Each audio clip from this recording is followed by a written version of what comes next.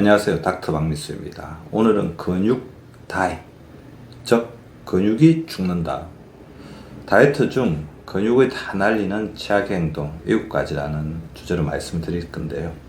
자, 이런 다이어트 중에 우리 흔히 저지르는 실수인데 이 실수들이 자꾸 반복되면 45세 이후에는 반드시 땅을 치고 후회한다는 것입니다. 왜 그러냐면 45세 때부터는 근육이 형성되는 속도보다는 소실되는 속도가 빠르거든요.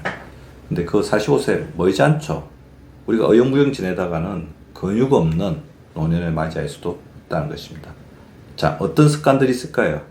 우리가 어떻게 보면 다이어트에 성공하고 있는 습관이라고 많이 생각하고 있는 습관일 수도 있는데 근육을 다 망칩니다. 빠른 속도로 감량하는 습관입니다. 급격하게 체중 감량을 하게 되면 지방뿐 아니라 근육까지도 대량 분해됩니다.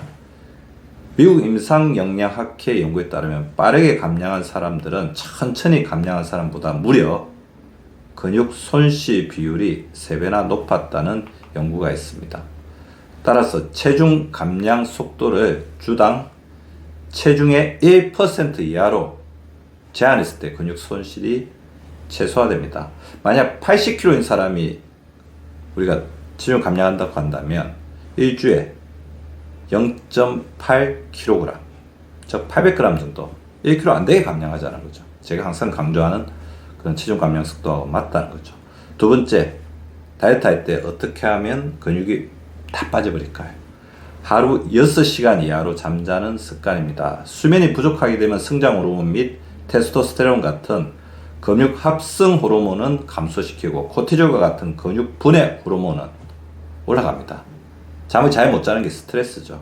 2011년 시카고대 연구에 따르면 수면이 5시간 이하인 그룹은 7시간 이상인 그룹에 비해 근육 감소 속도가 최대 60% 더 빨랐다고 합니다. 다이어트 할 때는 잠 안 자는 게 너무 치명적이죠.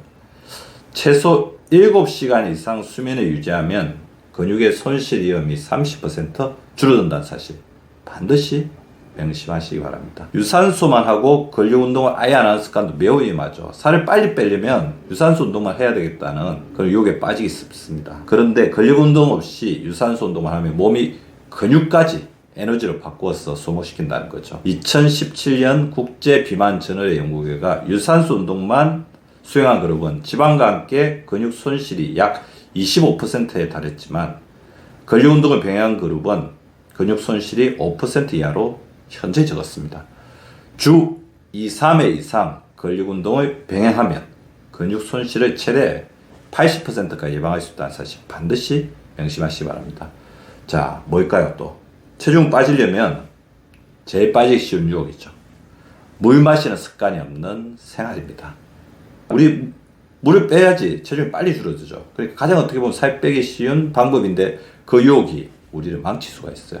체내 수분이 부족하게 되면 근육 내 단백질 합성 능력이 저하되고 근육세포의 볼륨과 기능이 급격히 떨어집니다. 근육세포가 쪼그라든다는 거죠. 미국 스포츠의학회에 따르면 체내 수분이 2%만 줄어도 근력 및 근지구력이 15% 이상 감소합니다. 하루 체중 1kg당 30에서 35ml의 수분 섭취가 필수입니다. 몸무게가 60kg라고 한다면 적어도 1.8리터 정도는 반드시 섭취를 하자는 거죠. 이것이 근육 손실 예방과 운동 능력 향상에 도움을 주게 됩니다.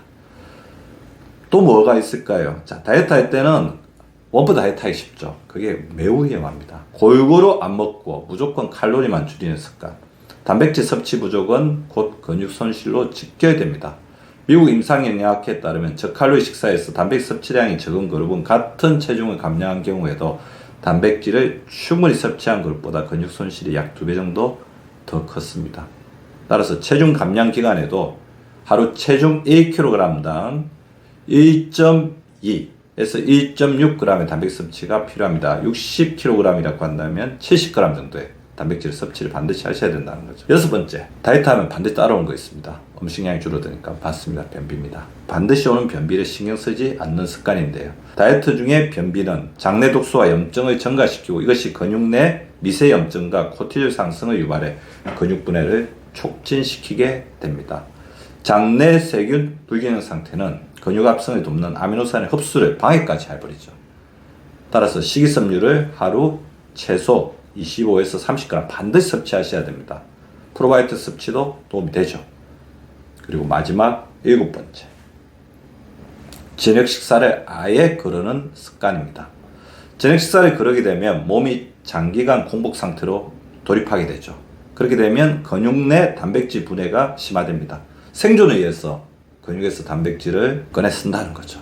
특히 긴 공복 후에 잠들게 되면 밤새 근육이 더 많이 분해되게 됩니다.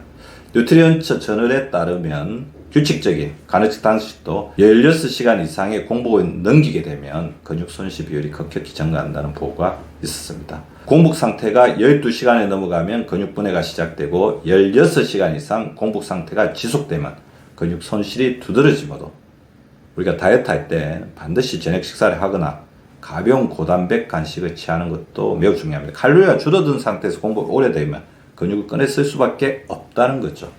그래서 제가 항상 강조드리는 게 자기 건강에 맞는 간헐적 단식을 해야 된다는 거죠. 간헐적 단식 하더라도. 그래서 저는 이제 유연한 그리고 가벼운 간헐적 단식을 권유드립니다. 지금 7가지 모두 다 체중 감량에 굉장히 도움이 된다고 우리가 알고 있죠. 눈에 보이는 저울의 체중을 줄여줍니다. 그래서 체중이 당장에 줄어들어서 기분이 좋을지는 몰라도 장기적으로 근육 형성보다 감소의 속도가 빨라지는 45세 이후부터는 엄청난 근육 손실, 골밀도 감소, 대사 저하로 인해서 건강에 치명적인 영향을 미친다는 것입니다. 다이어트 목표는 지방만 빠지는 것이 아니다 근육을 지키는 것이어야 합니다. 따라서 위에 7가지 습관을 철저히 피하고 우리 몸의 근육, 우리 몸의 대돌보 근육을 보호하는 전략으로 다이어트에 현명한 전략을 세워주시기 바랍니다. 다이어트는 근육은 지키고 지방은 빼는 것입니다. 그것이 나를 이해하는 진정한 다이어트입니다. 지금까지 닥터 박민수였습니다.